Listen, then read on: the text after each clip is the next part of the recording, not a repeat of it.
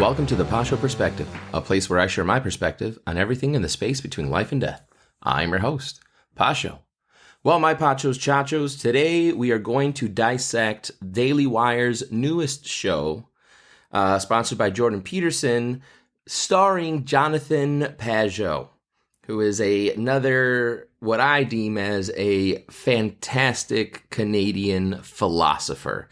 I think he has a different title, but I'm going to stick with his philosophy. I'm going to stick with his idea of how to view the world and what's going on. And so on the Daily Wire, for those of you who don't have it, I have the premium membership so that I can share these ideas for those who either don't have the means or don't have the want, I guess, to join the Daily Wire and support their cause. Although, again, I don't get paid any money, but I will absolutely sponsor them for free because I think what they're trying to do is amazing and absolutely necessary for our country, to give our children content that we can allow them to watch without worrying about them trying to confuse our children or to corrupt or pervert our children like they do with Bentkey. Their movies are also fantastic, and it's thanks to them that we aren't being exposed presently to that, what I can only imagine to be a god-awful rendition of Snow White touched with modern feminist vomit. So I watched his 4-part series, and today we're only going to go over episode 1, titled The State of Chaos. And the name of the series of Jonathan Pageau is The End of the World. And when he says the end of the world, he's talking about the end of a world, meaning the end of a culture or a nation or a people or a philosophy. And I think he really extends this to mean Western ideology, that it is the end of what we now perceive as the West, which has become the edge of the world. And at the edge of the world, there is this idea that things are going to end and they're going to start swinging towards the other side, which I'm going to elaborate a little bit on later. So for those of you who can't watch it, most of the things that he talks about in the first episode, I think are incredibly fascinating. Like, he tries to sum up the condition of the world right now. And now he's from Canada, and obviously he's got a lot of stuff to talk about since Trudeau is a piece of garbage who is absolutely delusional, corrupt as all can be. He may speak with his passive voice, but he is the biggest walking douchebag I have ever had to witness in my entire life. And that's saying something, considering that, you know, we have our very own garbage human being in Joe Biden and his son Hunter. But this show is not going to be about that. So we're going to kind of move forward here. But what he does talk about is how people, families, and nations presently are falling apart.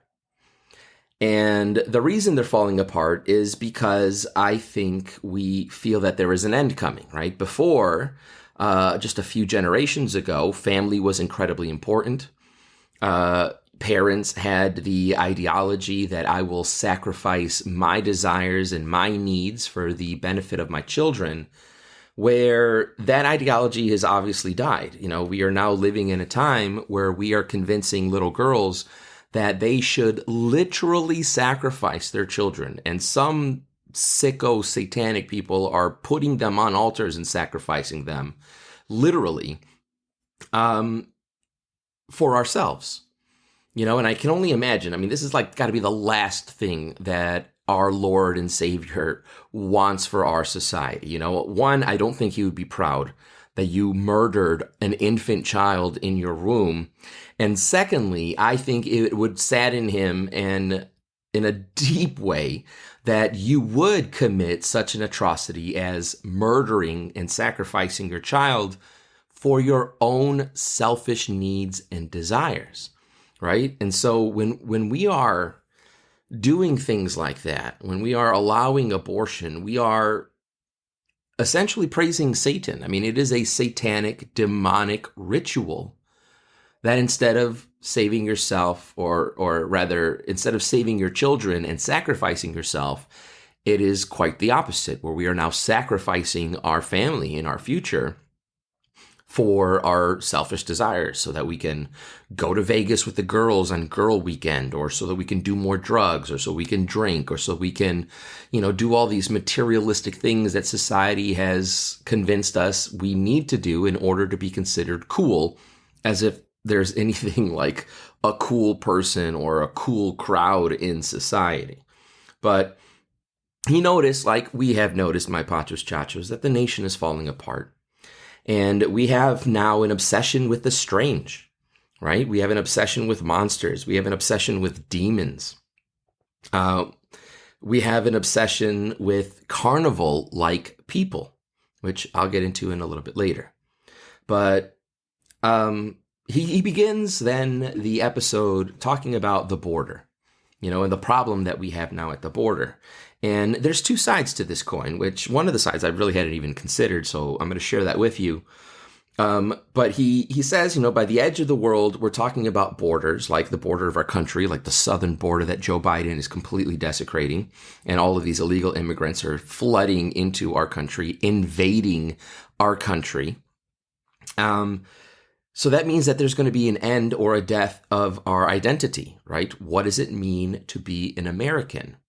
And it's also going to be the end of the religious identity that for a very long time was the majority of our population in this country.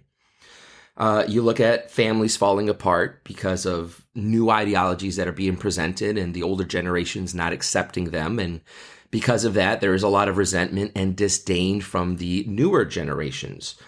Our nation is falling apart. We used to be a nation of immigrants, legal immigrants for the most part, but at least those immigrants who came into our country wanted to contribute something, had something to contribute to us.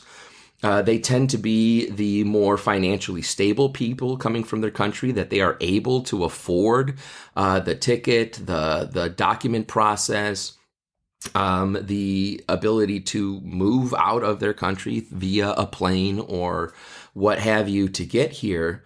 And now, instead, we are flooding in a bunch of strangers that don't really care much about the American culture. They're still proud of their country and their culture. They're still, if any money they make here, they send it to their country's economy and is helping with that for them, but not for us in this country. And so he brings up this really interesting quote. He says, "We love that which is not us, even more than that which we recognize as being ourselves." And I mean, that quote just makes me think of so many things. It makes me think of your typical liberal white guilt snowflake, who hates themselves because of their skin color, hates the fact that they're going to only give birth to white kids. It reminds me of that garbage general we have in our military, Milley, who said that we need to learn about white rage and all this other trash because we are valuing immigrants more than Americans. Like in California, they recently passed a law where all illegal criminal border jumpers now have free access to health care. And yet, what about the American citizens that live in California? What about those who are paying the taxes that are being used to subsidize all of the free medical care that these immigrants are going to get? Well, we Americans, we're suckers. We're still going to have to pay for insurance. We're going to have to pay premiums. We're going to have to pay deductibles. We're going to have to pay for the healthcare that we get. And yet, we value these strangers more than we value our own people. We have homeless people, homeless children in our country. Don't you think it would be a better idea to spend all of our resources and all of our money helping our fellow citizens who are struggling? And then with the generosity that we have as a nation, should there be anything left over, then we can take care of other people. Then we can take care of other countries. I mean, we care more about foreign nations more than we care about our own citizens. We dumped millions, billions of dollars into Ukraine. Some of that money went to help Ukraine establish a retirement program. Are you kidding me? American tax dollars are being spent to give Ukrainians retirement, and yet there are so many people here in this country that can't afford to retire. They will literally have to work themselves to death because the government doesn't give them any support. look at all the money we're giving to Israel. And you know my stance in Israel. I love Israel. Jesus was a Jew. The Virgin Mary was a Jew. Our faith is based on the conversion of Jews. All of the apostles and disciples of Christ were Jews. I love Israel. I love the Holy Land. I love our Jewish population. But I am not crazy about the mass amounts of money that we are giving out of our country from our own pockets. I mean, that's why inflation exists.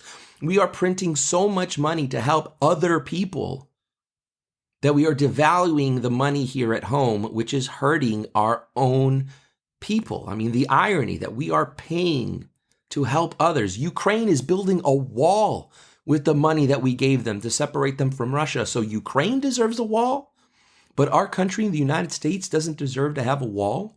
So we can have sovereignty, so we can have a border, so we can prevent drug cartels, sex trafficking cartels, fentanyl pipelines from coming into our country, killing at least 100,000 Americans each and every year, if not more. I mean, it seems criminal to me. And so Jonathan Pageau goes on to talk about, the glue that used to bind us all together. Because although we are different, in the United States, we are. I mean, there's no typical American look, right? Now, you can, without getting too racist, you can describe a typical Mexican, chaparrito, dark hair, right? Speak Spanish. We can, without getting too racist, also describe a French person, a little bit larger of a nose, dark hair, tall and thin. I mean, that's what I think about. When we think about Italians, brown hair, olive oil skin. Right? We can think of a Nigerian, very dark skin, big, beautiful, expressive eyes, right? We can describe them. But if somebody were to ask you to describe what an American is, what kind of an American? I mean, America is a melting pot, or used to be a melting pot of different people, where now, because of this crisis that we're in, where we're reaching the end of what was known as the American culture and society, I have to wonder, what then now is the glue that holds us together? All right? Jonathan Pageau says that religion used to be that glue. Everyone used to believe in God. Everyone would read the Bible. And because we had those similarities, even other religions who came into this country, we had this belief that we were created. It wasn't an accident. It wasn't some random cosmic event. That there is a Lord who created us in his image. And it is our responsibility to honor him through living a good life. I used to believe also that the right side of the hyphen, when we're describing Americans, was also a glue. And that's another thing, along with religion, that is falling by the wayside. People who wanted to immigrate into this country, I remember them wanting to become American, wanting to assimilate into American culture. They couldn't wait to barbecue and set off fireworks on the 4th of July. They couldn't wait to celebrate Thanksgiving at the table and learn about the Pilgrims and the Native Americans. They wanted to have the right side of the hyphen. They didn't want to just be Indians. They wanted to be Indian American. They didn't want to just be Polish. They wanted to be Polish American. They wanted to have that beautiful title that we shared. I'm Mexican Ecuadorian American. But I look at all of my American citizens as brothers and sisters because we share that glue, the American side of the hyphen that connects us. If you get rid of the American persona, then I'm just a Mexican Ecuadorian and you're just an Indian. You're just a Polish person. You're just a Nigerian. And we're not connected. We are separate. And if there is no glue holding us together, like faith, like nationalism, like the right side of the hyphen, then all there's left is decomposition. If there's nothing holding us together, we break apart into separate things. And that's what happens in decay. When we die, we are no longer held together through life, right? We start to deteriorate and decompose. And so, our arms don't necessarily stay attached to our bodies. Like with maggots and flies and things like that, eating away at us. There's this crazy idea, as Jonathan Pageau presents, that, especially that the left loves to embrace, especially garbage Trudeau, that diversity is our strength. And that's trash. Diversity is not our strength. Unity is our strength, because if we're not together, it doesn't matter how many variations there are of an American. If nobody is taking pride in being American, if nobody is sharing that title of American, then what makes you and I hold together? Now, let me set the record straight here. As you should already know, I have no problem with immigration. My parents were immigrants. They came from Ecuador. They came from Mexico. But they came to this country wanting to assimilate, wanting to take part and share into the beauty that it is to be an American.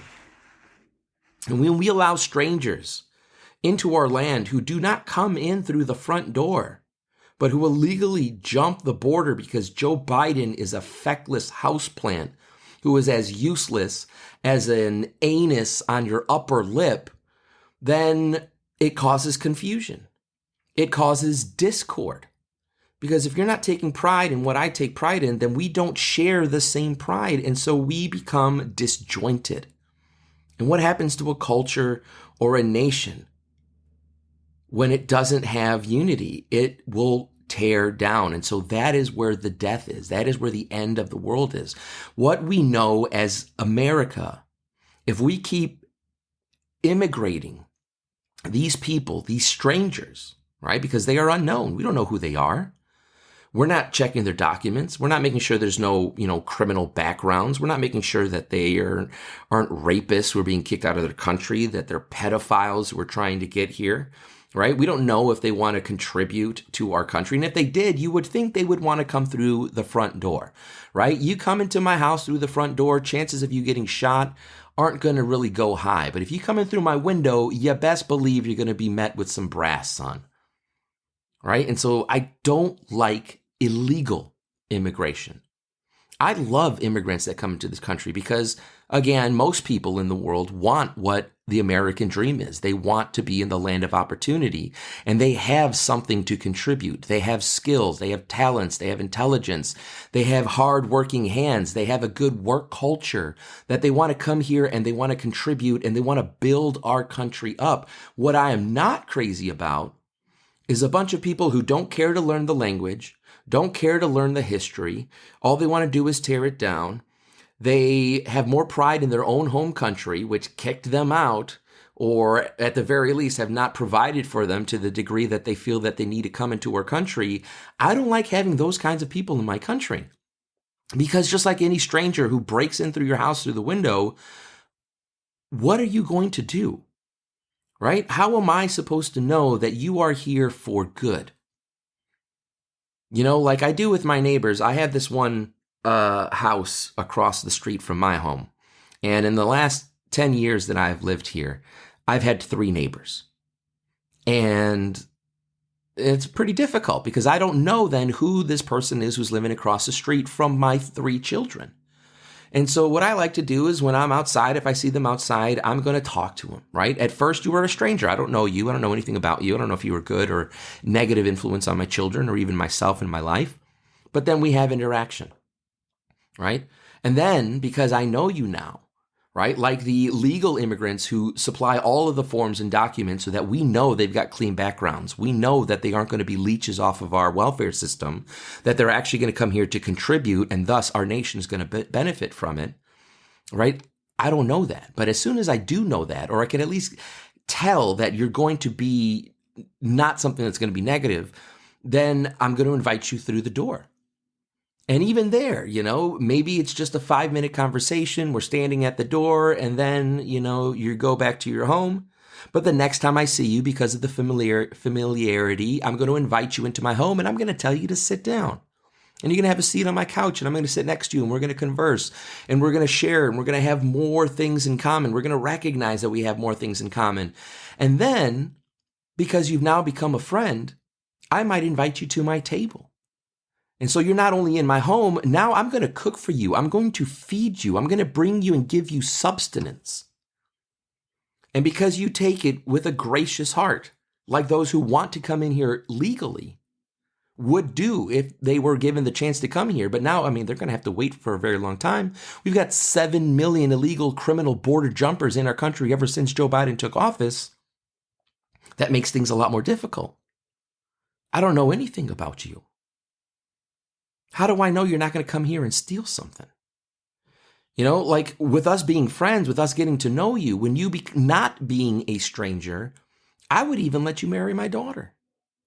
I would invite you into my family, right? That's what America does to those who do the right thing, to those who want to share the things that we share in our culture. But when you come in through the window, there are no signs that you're there with good intention.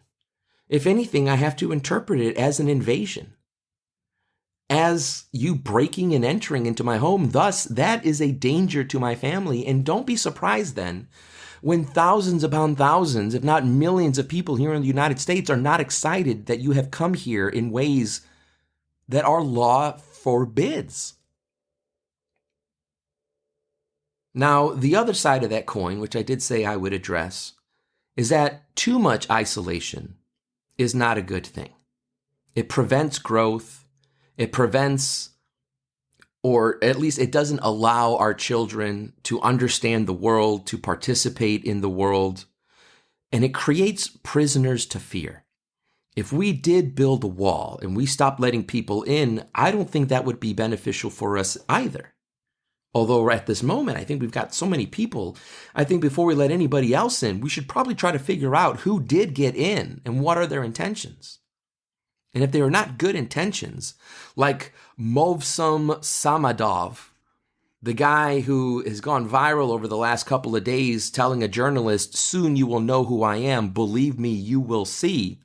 Well, it turns out that he's an Islamic terrorist leader who was recently released from prison for attempting a terrorist plot.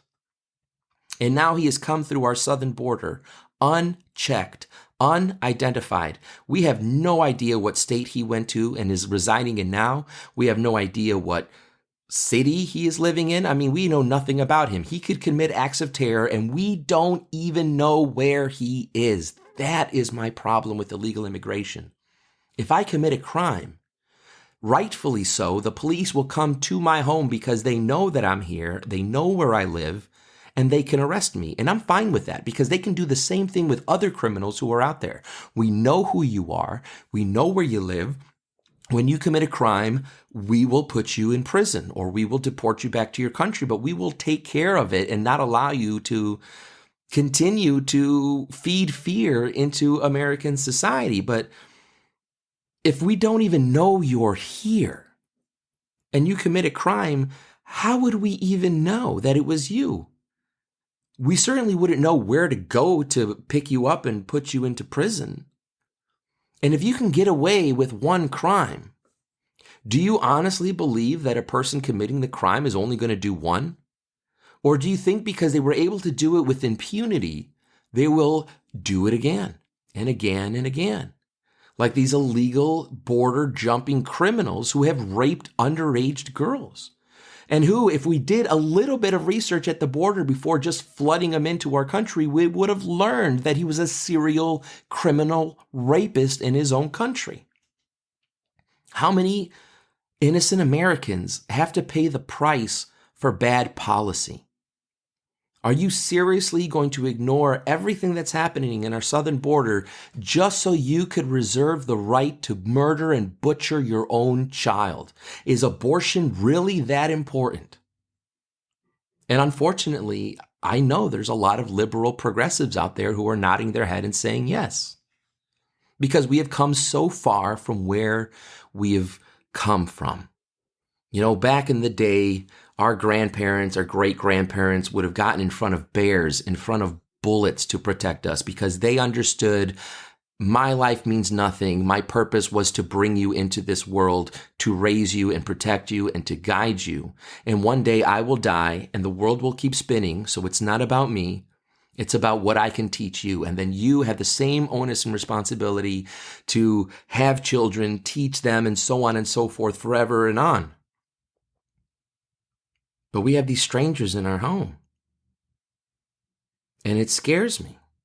Now, I don't want to go so far as to do an apartheid where different people were separated in the country, like Nadine Gordimer's short story, Once Upon a Time, where the parents get so afraid of their stranger neighbors around them, and because of all of the what is it called, propaganda from the government, that they build these wire fences around their house, and their child then dies of it. I mean, these people don't even know that they're becoming prisoners to their own home. You know, yeah, walls keep people out, but they also keep you in. They prevent you from addressing the world and participating in the world on a global level. You know, like allergies. If you don't allow your children to go outside and explore, they are more prone to be allergic to pollen. They are more prone to be allergic to insect bites. They are more prone to be allergic to certain foods if you deprive them of the access to get those foods and thus build up an immunity which would prevent them from getting allergic reactions.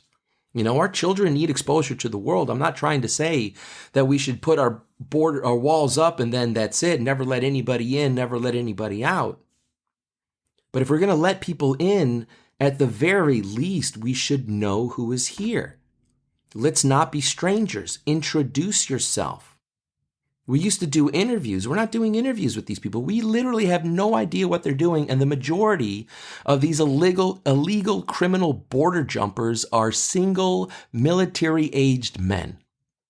And although they may not have the right to vote now, just wait until they get married, and then they'll get grandfathered in and have the right to vote.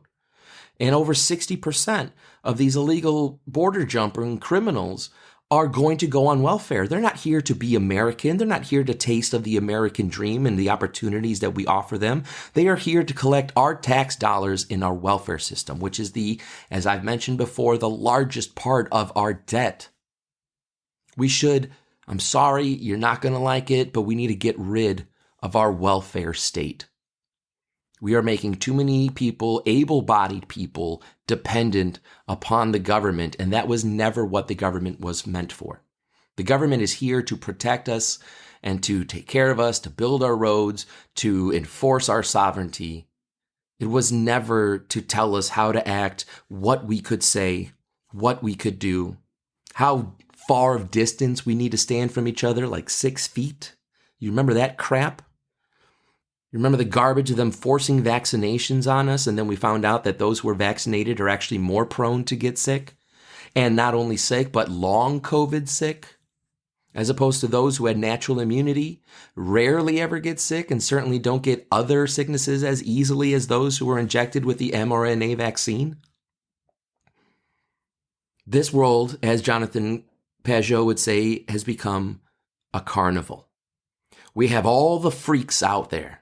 We have the bearded woman with our trans population. We have the illustrated man with this obsession with tattoos.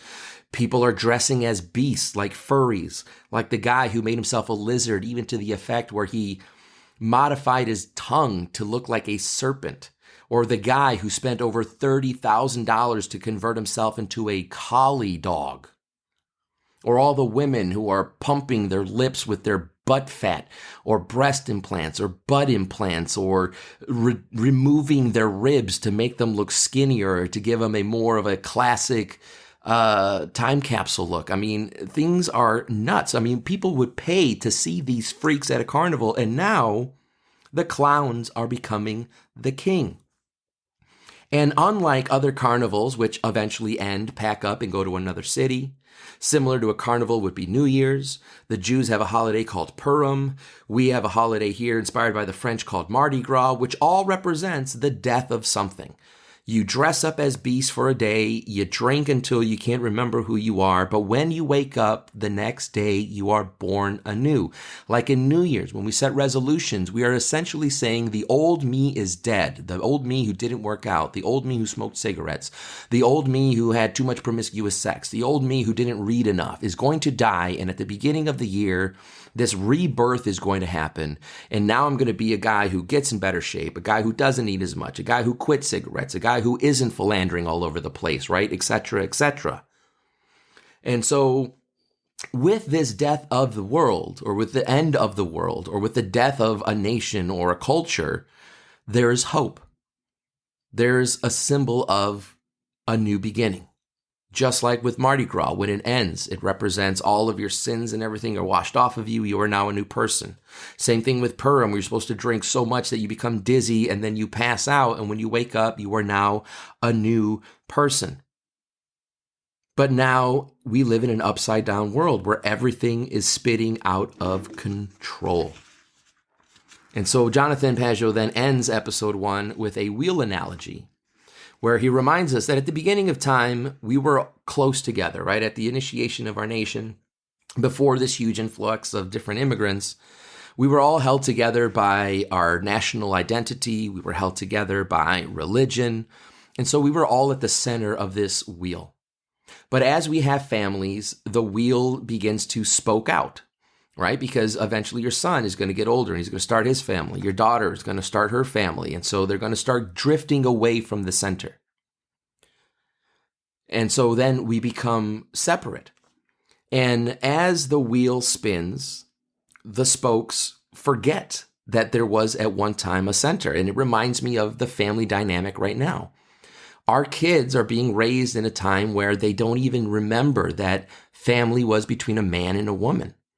We are convincing them of so many things that were not the way we were, right? Religion used to hold us together, but now we are so disconnected from each other that it's almost as if we were in a Tower of Babel, where even our language has become so different that we can't communicate.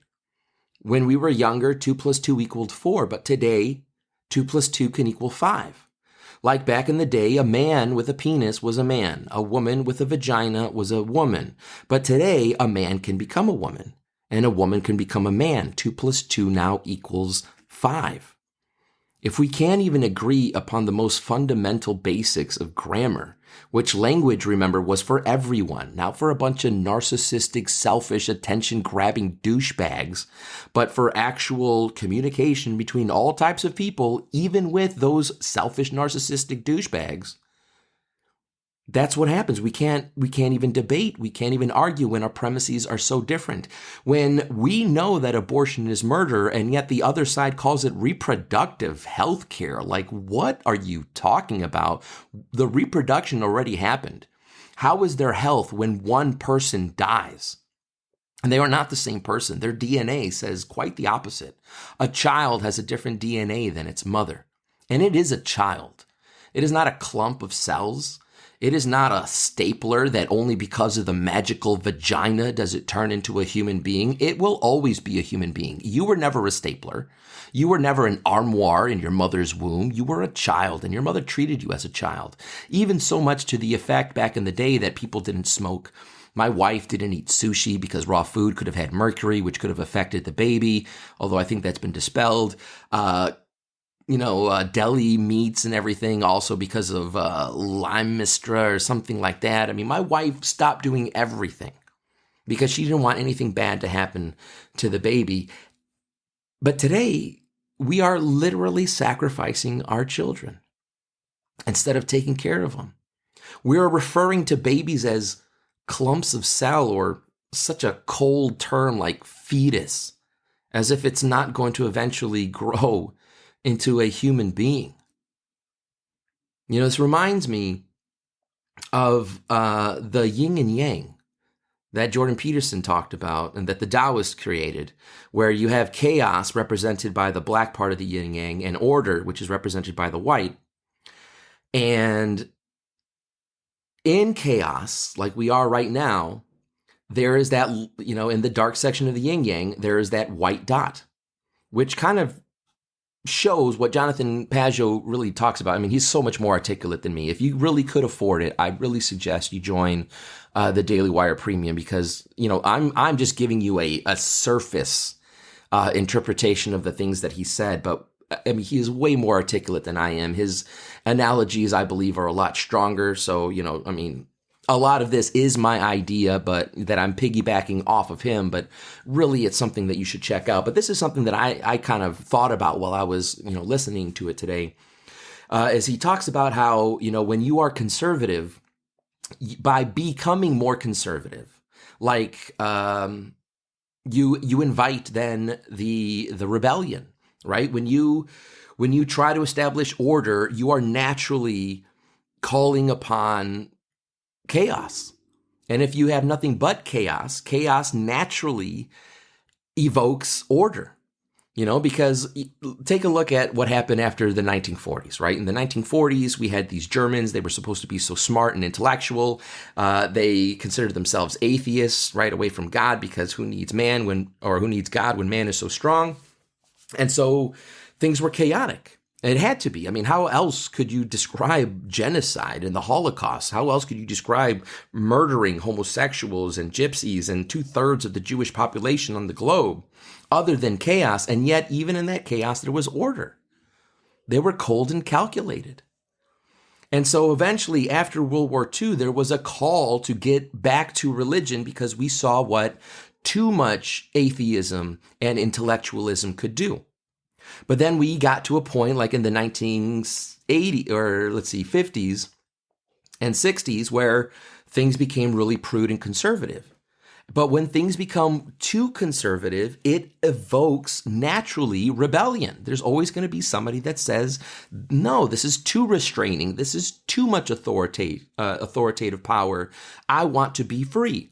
But then you can become too free, to where everything is in chaos, and there's then that natural order, that natural desire to bring things back and become more conservative and more organized. It reminds me of the pendulum metaphor that my wife, told me, that I shared with you guys a few podcasts ago, where society is a pendulum that is always going from the conservative to the progressive. And I think right now, if you're imagining a pendulum, the ball has gone so far to the left that it is now, through its own inertia, going to start being pulled back into the right, because we are really reaching a time where things are out of control, where the clowns are in charge of the carnival, and people are going to want to put the King of Kings, back into our homes, back into our hearts, back into our country, so that we can, as we once were, be a people of faith. Because remember, that's the only way our Constitution can exist.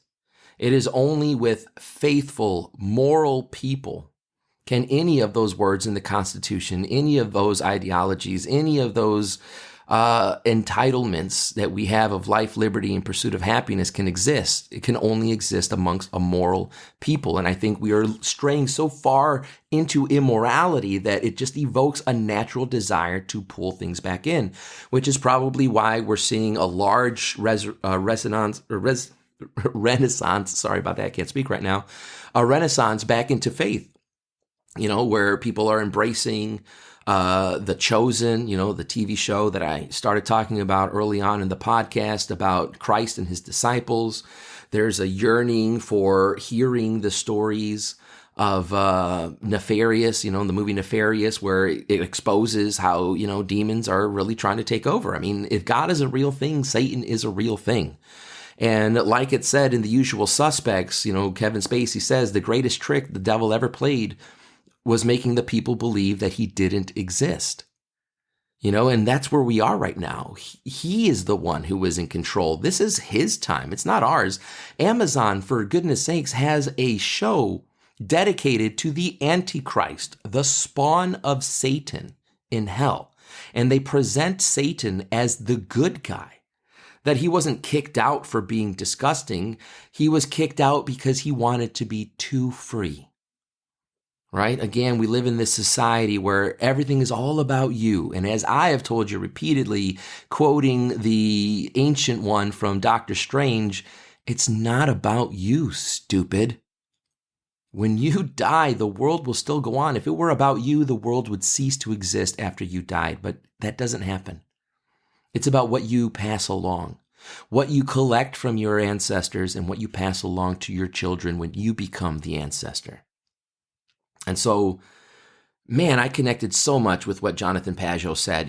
Just a short story before I end this, my Chachos. It's kind of funny, but a long time ago, and by long time ago, I mean maybe a couple of months, I was mowing the lawn. And as I mow the lawn, I like to listen to some things from the Daily Wire. I was listening at this time to Exodus, or the Book of Exodus, with Jordan Peterson and Dennis Prager, and a bunch of other, really big names. And then there was this Jonathan Pageau. And upon the first episode, I got to admit, I was a jealous person.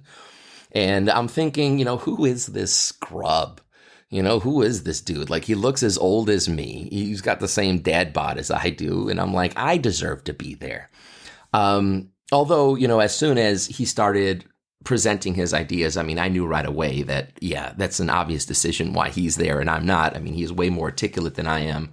I'm not going to sell myself short, but I don't know. I don't think about things on that level. Like, I think about things and I try to be profound, but he really helped me articulate so much of what I have been feeling. And maybe you too, Pachos, Chachos, maybe you've been feeling too, that something is wrong in this world. And that's what it is.